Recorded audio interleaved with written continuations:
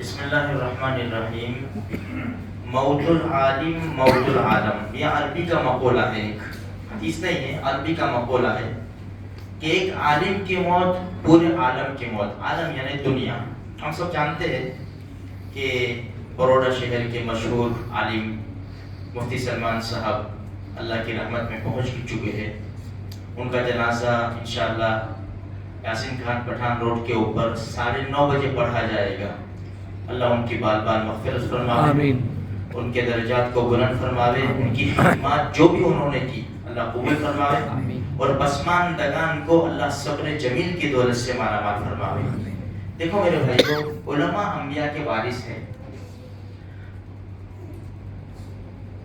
جو علم نبی کریم صلی اللہ علیہ وسلم کی زندگی سے نکلا، مدینہ منورہ سے جو علم کے چشمے پھوٹے پوری دنیا کے اندر یہ جاری ہوئے اور پوری دنیا سیراب ہوئی، اس میں سے علماء نے زیادہ حصہ لیا. عوام کی بنسبت ظاہری بات ہے، علماء نے اس میں زیادہ حصہ لیا، اور یہی اللہ کے رسول صلی اللہ علیہ وسلم کی باتوں کو عوام تک پہنچایا.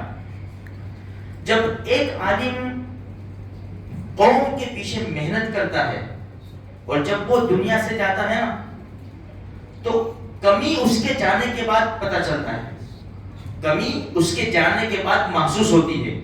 جب تک زندہ ہے، ہمارے سامنے ہے، اتنی ہمیں اس کی عزت ہے اور جو کچھ بھی ہے کرنے والے کر رہے، لیکن پتہ نہیں چلتا. لیکن جب وہ انسان محنت کرنے والا دنیا سے رخصت ہو جاتا ہے، پھر اس کی کمی محسوس ہوتی ہے. خیر، ایک عالم کی رخصتی پر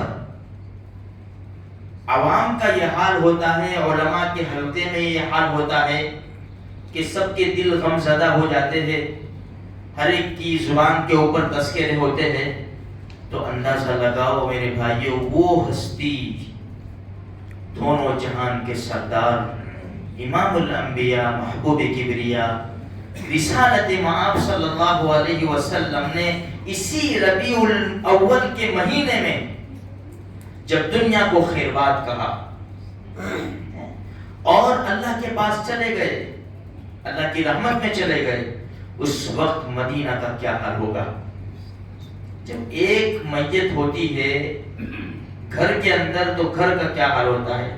ایک بہت بڑا عالم دنیا سے جاتا ہے تو پورے شہر کا کیا حال ہوتا ہے. تو سارے جہان کے نبی جب اس دنیا سے تشریف لے گئے تو کیا حال ہوگا میرے بھائیوں. کیا کون اندازہ لگا سکتا ہے. اتنی بڑی بڑی ہستیاں، عمر ابن خطاب رضی اللہ تعالیٰ عنہ جیسے روایات میں آتا ہے، جب اللہ کے رسول نے دنیا سے پردہ فرمایا تو حضرت عمر رضی اللہ تعالیٰ عنہ اور مغیرہ بن شعبہ رضی اللہ تعالیٰ عنہ، انہوں نے امی عائشہ رضی اللہ تعالیٰ عنہ کے حجرے میں داخل ہونے کی اجازت چاہی. امی نے پردہ ڈالا اور اجازت دے دی.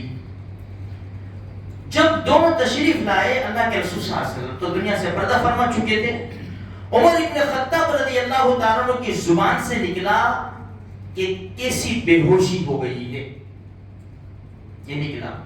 جب یہ باہر نکلے نا تو مغیرہ بن شعبہ رضی اللہ تعالیٰ عنہ عمر ابن خطاب سے فرمایا بے ہوشی نہیں ہے، یہ تو دنیا سے چل بسے ہے. عمر ابن خطاب نے زور سے ڈانٹا ان کو، فرمایا نہیں ہو سکتا ایسا، جب تک فلاں فلاں فلاں کام نہیں ہو جائیں گے وہاں تک ہمارے نبی نہیں جائیں گے. بس دیوانہ وار تلوار نیام سے نکالی، جو بھی کہے گا کہ محمد رسول اللہ صلی اللہ علیہ وسلم چلے گئے میں اس کو دیکھ لوں گا. دیوانہ وار پھر رہے لوگ عمر ابن خطاب رضی اللہ تعالیٰ عنہ کے آگے پیچھے.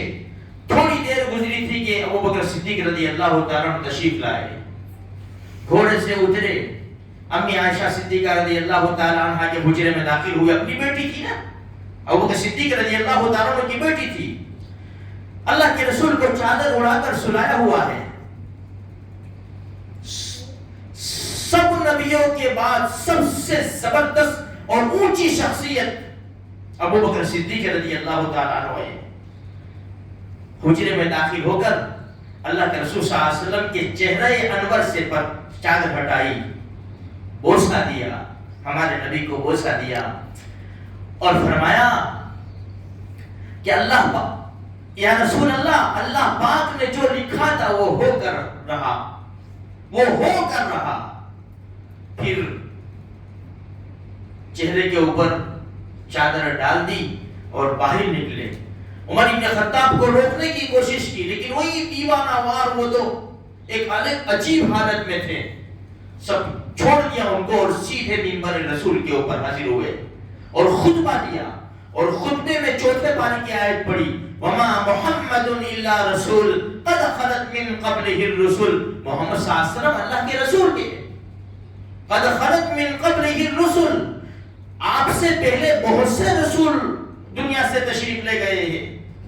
افإن مات او قتل انقلبتم علی عقبیہ، کیا اگر وہ دنیا سے رخصت ہو جاوے یا ان کو شہید کر دیا جاوے تو کیا تم اپنی ایڑیوں کے بل پیچھے چلے جاؤ گے؟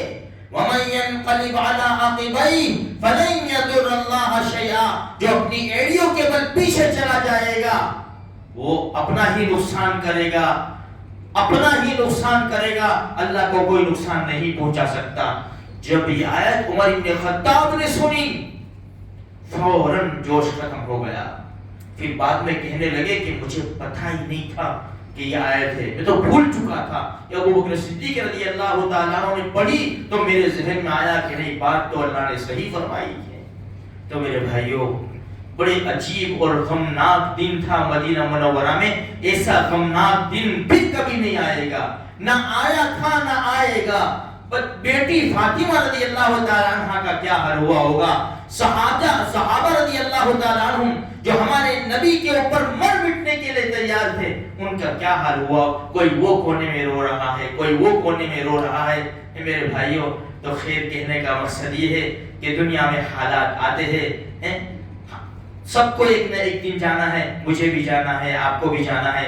آج جیسے مفتی صاحب کا اعلان ہوا، مفتی سلمان کا، کل ہمارا بھی اعلان ہوگا میرے بھائیوں۔ بس اللہ زندہ رکھے تو اسلام پر زندہ رکھے، اور موت دے تو اللہ پاک اشہد ان لا الہ الا اللہ و اشہد ان محمد رسول اللہ زبان کے اوپر جاری فرمائے۔